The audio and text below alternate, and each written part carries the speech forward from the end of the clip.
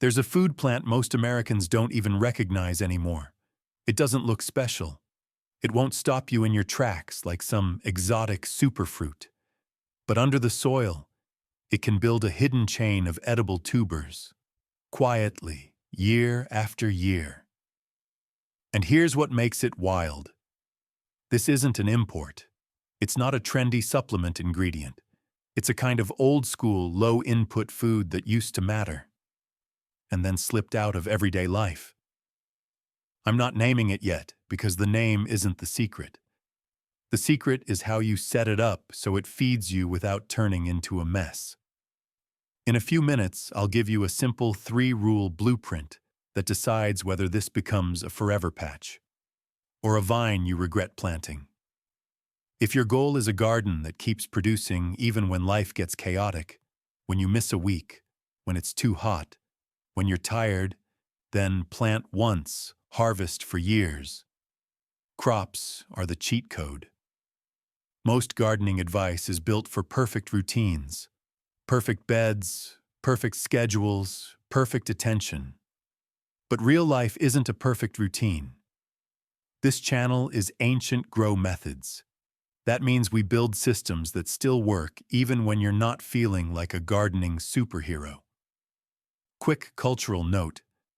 This plant is native to North America, but the growing logic is the same old-school approach small farmers use across Southeast Asia for vining tuber crops, like yams. Give the vine a clear path upward, aim for steady seasonal moisture, and protect the soil with heavy mulch. Not fancy, just repeatable. Picture this. It's late August. Heat wave. You've been busy. You missed watering twice. Your tomatoes are dramatic. Your lettuce is gone. And you're standing there thinking, I want a garden, but I don't want a second job. That's the emotional reason perennials matter. They don't eliminate work. They reduce emergency work. They turn gardening into maintenance instead of constant firefighting. Quick reset. Today is about one idea, building a low-input food patch that comes back. If you're listening while driving, cooking, or working, here's the map. By the end of this video, you'll know 5 things. First, what this plant is and why it was forgotten. Second, the 3 rules that make it easy instead of messy. Third, the year 1 reality check, so you don't quit too early. Fourth, how to harvest without ruining the patch. And fifth, how to contain it so it stays productive and polite. All right, name reveal. This plant is called American groundnut, Apios americana. It's a native perennial vine in the legume family, and it forms edible tubers underground, often like beads on a string.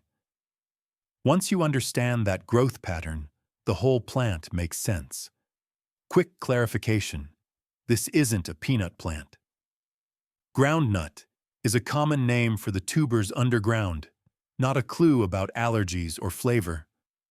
Quick ID because safety matters. It's a twining vine with compound leaves, often 5 to 7 leaflets. In summer, it makes clusters of maroon, pea-like flowers. If you're not 100% sure, pause and cross-check photos in the USDA and Wildflower Center links before you plant or eat anything. Also, it's a legume. If you have a severe legume allergy, be cautious and talk with a clinician you trust before trying it.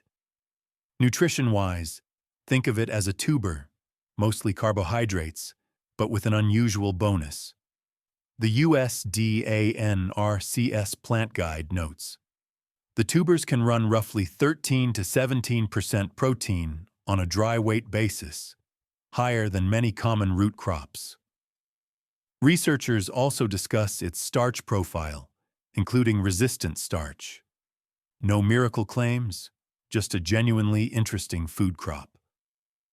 If you want a quick official cross-check, the USDA Plants Database Profile, APAM, lists it as Apios americana and is a solid starting point for ID and range. This is food gardening, not medical advice. No miracle cures, no instantly heals you, no conspiracy talk, just what you can grow, manage, harvest, and eat responsibly. So why isn't American groundnut everywhere? Because modern agriculture loves what machines can harvest easily. Straight rows, uniform timing, one pass with equipment. A vining perennial with tubers spaced along a rhizome isn't supermarket friendly. It's perfect for a backyard, and awkward for industrial systems. And when a crop doesn't fit the system, it gets replaced by something that does.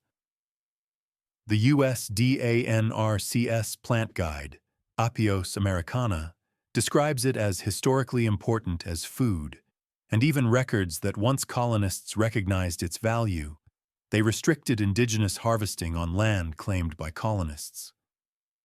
I'll put that guide in the description so you can verify it yourself.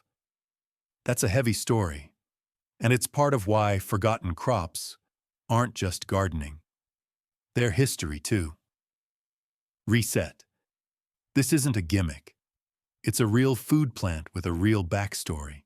For native plant background and photos, the Lady Bird Johnson Wildflower Center, Native Plant Information Network, is another reputable reference.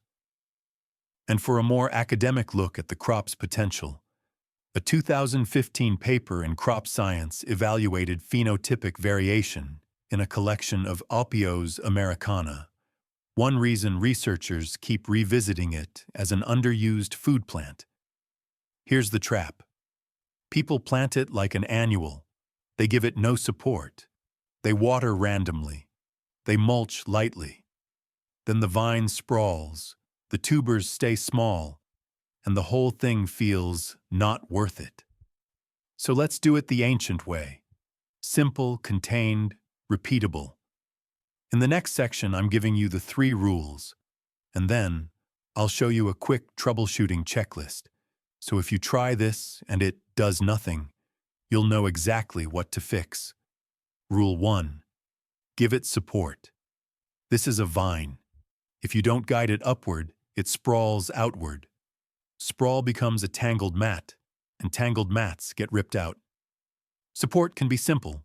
A fence line, a trellis, a cattle panel, even strong string lines. Your goal is vertical order. Rule 2. Keep moisture steady. Not flooded, not bone dry. Steady. Consistency beats intensity. Rule 3. Mulch like you mean it. Mulch stabilizes moisture, buffers heat, and protects the soil surface. This is where ancient grow methods quietly win. Stability over constant rescue. Support. Steady moisture. Heavy mulch. That's the foundation. Let's make this painfully practical. If you only remember one part of this video, remember this list. Mistake 1. No trellis. Fix. Give it something to climb before it gets long. A simple fence is enough. Mistake 2. Watering like a panic button. Fix. Smaller waterings more often, especially during hot spells. Think steady, not dramatic. Mistake 3. Mulch that's basically decoration. Fix. Go thicker. If you can still see a lot of bare soil, you don't have mulch, you have confetti. Mistake 4. Planting it where you can't manage it. Fix. Edges and zones. Plant where you can prune and harvest without cursing. Mistake 5. Expecting year 1 to look like a harvest photo online. Fix. Year 1 builds the battery. Year 2 and 3 are the payoff. Reset. Most failures are setup failures, not plant failures. American groundnut likes moisture, but it hates chaos. Pick a spot that gives you both comfort and control. Best locations include along a fence you already have, at the edge of a garden bed, beside a trellis row you can walk along, or near a drip line where watering is automatic. If you live in a very dry climate, drip irrigation is your best friend. If you live in a very wet climate, give it a little elevation, mounded soil, or a well-drained edge, so you're steady moist, not swamp wet. The NC State Extension Plant Profile, Apios americana, Notes planting tubers about 2 to 3 inches deep in early spring, mulching to reduce competition and providing young shoots something to climb. It also notes the plant tolerates sun to partial shade and prefers consistently moist conditions. You can start from tubers and sometimes from seed. For most backyard growers, tubers are the simplest start. A few ground rules. Buy from reputable nurseries or growers who can tell you exactly what you're getting. Avoid digging wild plants unless you're absolutely sure you have permission, a clean site, and correct identification. And if you're harvesting on land with cultural history, be respectful. This plant has deep indigenous ties. Never harvest edible plants from roadsides or areas exposed to chemicals, runoff, or industrial contamination. And if you're new to this, treat it like foraging. Confirm identity first, then eat small amounts first. Reset. Start clean, start legal, start with a controlled patch. Year 1 is not a movie montage. It's vines, leaves, and quiet underground progress. Think of tubers like a battery. In year 1, the plant is charging the battery. In year 2 and 3, it starts paying you back. If you dig too early and feel disappointed, you'll never see what the patch becomes. Patience isn't a personality trait here. It's part of the method. Reset.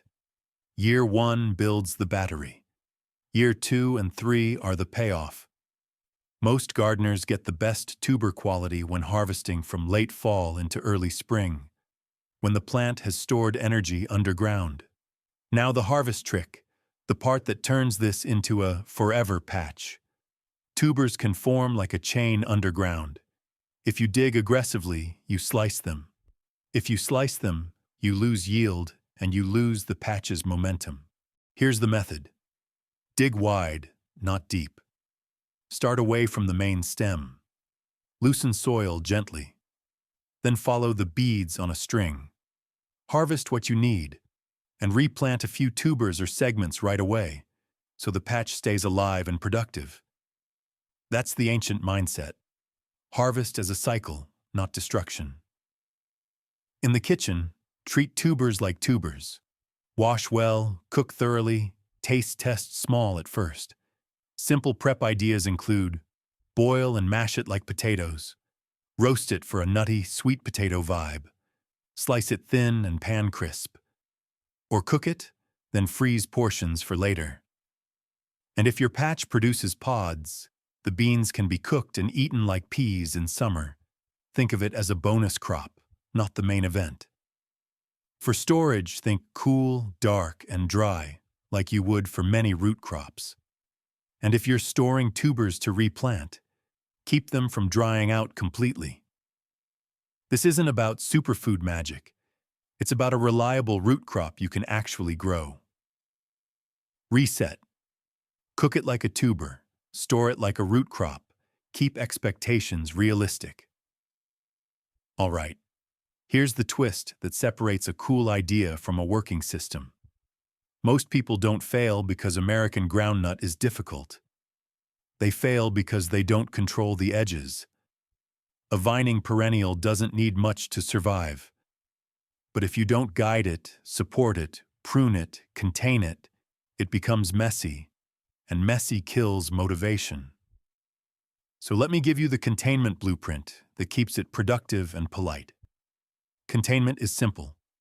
First, grow it on purpose. Give it a zone, a fence row, a trellis row, a dedicated bed edge, not wherever. Second, prune at peak chaos.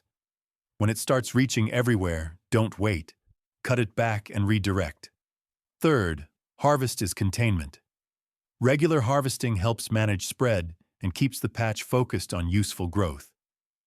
The NC State Extension Plant Profile, Apios americana, also notes it can spread to form colonies and become weedy in ideal conditions. That's not a reason to fear it. It's a reason to manage it. Reset. Define a zone. Prune the vine. Harvest as control. Low-drama gardening. If you try this and it's not working, run this checklist. If the vine is weak, check moisture and sun exposure. If the vine is strong but the tubers are tiny, check mulch depth and patience. Year 1 is often small. If the vine is out of control, you waited too long to prune, or you planted it without a boundary. If you're getting lots of vine and no payoff, your patch might need another season to build energy. The point is, you don't give up, you diagnose. If you want to start this weekend, here's the plan. Step 1. Pick a spot with a support line, a fence, a trellis, or a panel. Step 2. Plant tubers a couple inches deep and water in gently. Step 3. Mulch heavier than feels necessary. Step 4. Set a simple watering habit for the first summer. Step 5. Promise yourself you'll judge success in year 2, not week 2. Not fancy. Not expensive. Just a system designed to last.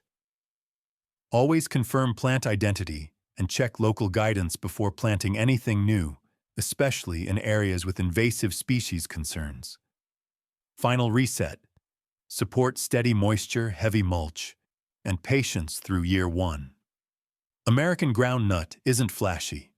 It won't trend like a miracle supplement. But it can quietly make your household more resilient.